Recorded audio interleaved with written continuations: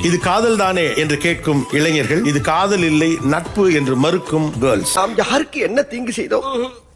நமக்கு மட்டும் ஏன் இப்படி எல்லாம் நடக்கிறது?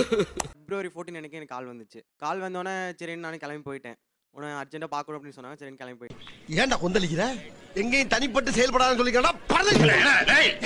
எனக்கு ஷர்ட்டு, டைரி மில்க் எல்லாம் வாங்கிட்டு வந்திருந்தாங்க. வாங்கிட்டு வந்து இந்தா வச்சுக்கோ அப்படின்னு சொல்லி கவர்ல வச்சு கொடுத்தாங்க. அப்புறம் நான் உங்ககிட்ட விளையாட்டா பேசுற புறாடிக்கு நம்பிட்டீங்க. February 14 அன்னைக்கு அதை கொடுத்தா அதுக்கு என்ன அர்த்தம் நீங்க சொல்லுங்க ஃபர்ஸ்ட். நம்ம காதல் தினம். சூனாப்பானா சுப்ரீம் கோர்ட்டே வந்தாலும் உன்னை ஒண்ணும் பண்ண முடியாதுடா. இதை இப்படியே மெயின்டைன் பண்ணு. ப்ரப்போஸ் பண்ணிட்டேன். சரி அவங்க கொடுத்துட்டு உங்களுக்கு ஒரு ஷையா இருக்கும் போல, நம்மளே ப்ரப்போஸ் பண்ணிக்கோன்னு சொல்லிட்டு நான் ப்ரப்போஸ் பண்ணிட்டேன். காலையில என்ன விளையாட்டு காட்டுறாங்க, எப்படி எல்லாம் சோதிக்கிறாங்க, பொழுது விடிய விட மாட்டேங்கிறாங்களே ஐயா. எனக்கு அந்த மாதிரிலாம் தாட் இல்ல.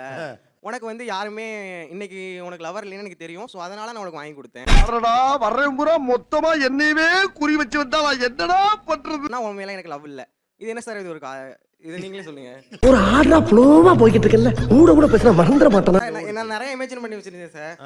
மற்ற நாள் பண்ணா கூட ஓகே. 14 அன்னைக்கு சொல்லுவோம் எனக்கு ரொம்ப இன்பதிர்ச்சியா தான் இருந்தது.